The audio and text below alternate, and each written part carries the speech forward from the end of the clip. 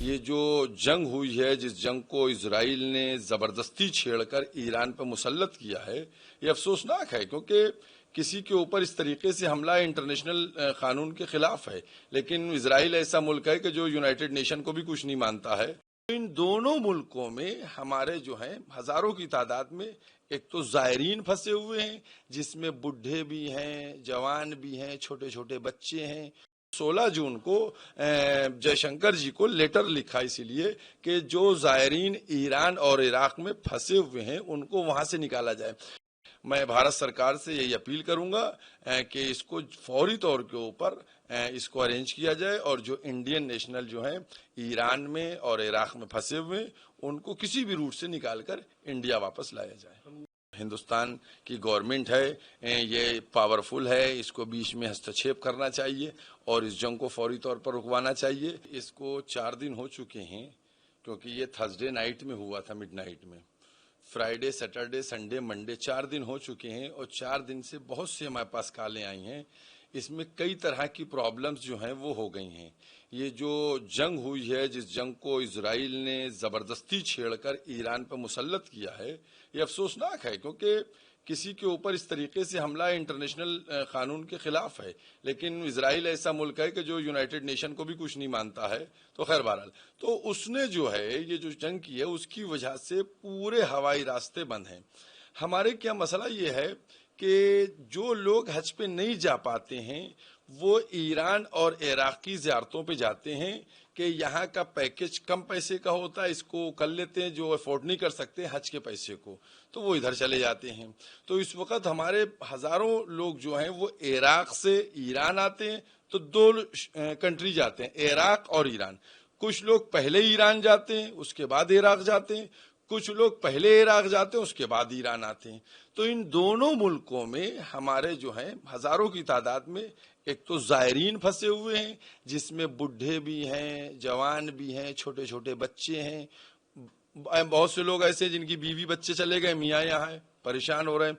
तो इस तरीके से कंडीशन बनी हुई है और सब परेशान है। बीमार लोग हैं, वो 20 दिन की दवा लेके गए थे, अब फंस गए वहां, उनकी दवाएं जो खत्म हो चुकी हैं, उनके ऊपर मरज बढ़ने का डर है। तो ये सारी चीजें हैं। तो बराबर हमारे पास फोन आ रहे हैं। तो हमने कल यानी 16 जून को जयशंकर जी को लेटर लिखा इसीलिए कि जो जायरीन ईरान और इराक में फंसे हुए हैं उनको वहां से निकाला जाए। एक सबसे इम्पोर्टेंट बात है, वो मैं अपनी गवर्नमेंट से यही अपील करूंगा कि इसको जल्दी किया जाए। क्योंकि हो क्या रहा है, वहां पैनिक मामला हो रहा है। ये लोग सब फॉरेनर हैं वहां, इनको नहीं मालूम है, तो इनको खाने पीने के भी लाले लग रहे हैं। दूसरी बात ये है, मसलन बहुत से ग्रुप हमारे पास नंबर हैं, 90 आदमियों का ग्रुप है, 60 आदमियों का ग्रुप है। अब ये लोग जो 60 आदमी या 90 आदमी हैं, इनका लिमिट थी, मसलन एक ग्रुप था, उसको 13 तारीख को चेकआउट करके 13 तारीख को शाम को 6 बजे फ्लाइट पकड़ना थी। उसने चेकआउट कर लिया, अब होटल वाला एंट्री नहीं दे रहा है। ये लोग उस दिन पूरे दिन बाहर बैठे रहे, फिर किसी तरीके से मैनेज करके दूसरी जगहों पर इनको शिफ्ट किया गया। अब एक आदमी जो है अगर वो रुकता है एक्स्ट्रा, तो उसके लिए पैसे देना मुसीबत बनना जा रहा है कि वो कैसे उसको अरेंज करेगा। तो माली बहरान भी है, जहनी है टेंशन। लिहाजा हम भारत सरकार से ये अपील करते हैं, जिस तरीके से उन्होंने पूर्व में यूक्रेन से या और जैसे इराक में वो नर्सें वगैरह फंस गई थी, उनको जिस तरीके से छुड़ा के निकलवाया गया, उसी तरीके से जो इराक में और ईरान में लोग फंसे। इसके अलावा हजारों की तादाद में स्टूडेंट हैं, तकरीबन 1,500-2 हजार स्टूडेंट ईरान में फंसे हुए हैं और इराक में। चूंकि मुहर्रम में ज्यादातर लोग यहाँ आते हैं, तो हर एक अपने टिकट वगैरह कराए बैठा हुआ है।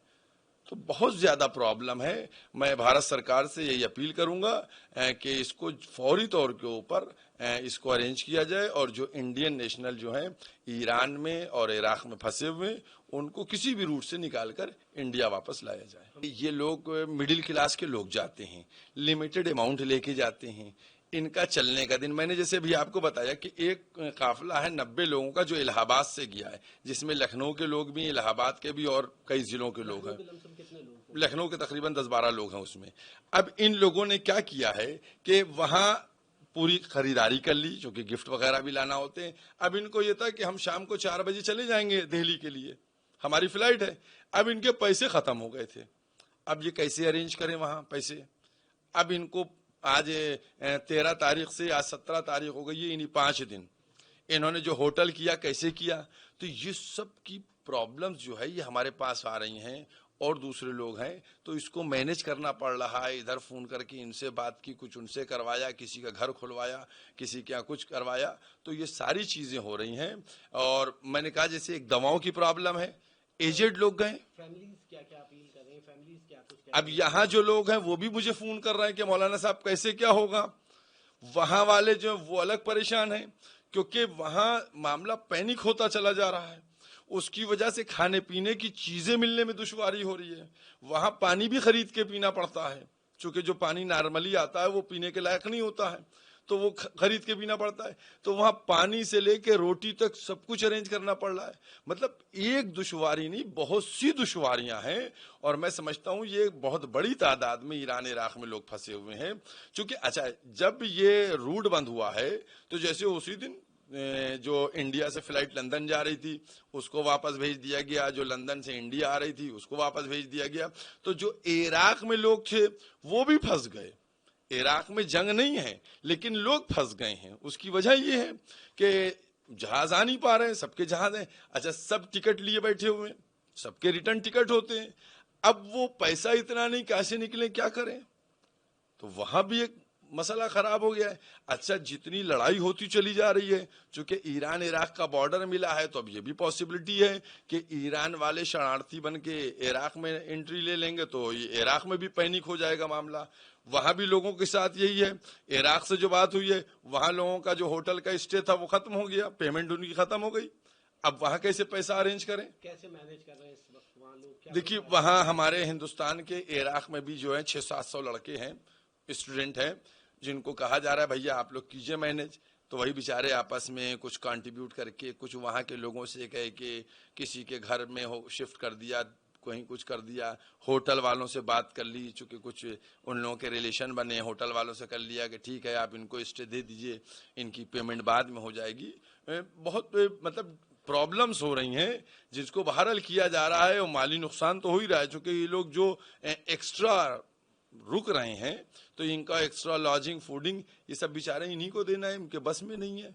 क्या कुछ अपील कर रहे हैं आप सरकार? मैं सरकार से सिर्फ यही अपील करना चाह रहा हूं कि इस वक्त जो सिचुएशन बनी हुई है, क्योंकि सरकार पहले एक तो हमारे चूंकि जो हिंदुस्तान की गवर्नमेंट है ये पावरफुल है, इसको बीच में हस्तक्षेप करना चाहिए और इस जंग को फौरी तौर पर रुकवाना चाहिए। दूसरी बात ये कि सरकार जो हमारे हिंदुस्तान और पाकिस्तान, हिंदुस्तान के जो लोग ईरान और इराक में फंसे हुए हैं हिंदुस्तान के, उन सबको जल्द से जल्द वापस लाए। क्योंकि ऐसा ना हो कि फिर कहीं ये हो कि कुछ लोग भूख के जरिए से या कुछ लोग बीमारी की वजह से और मजीद परेशान हो।